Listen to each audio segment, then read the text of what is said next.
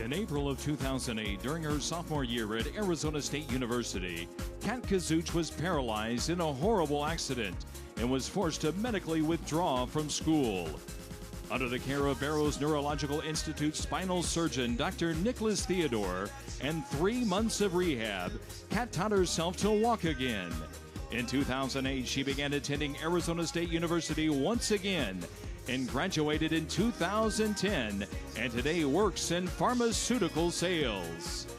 Please direct your attention now to center court and welcome tonight's St. Joe's captains of the game, Dr. Nicholas Theodore and Kat Kozuch.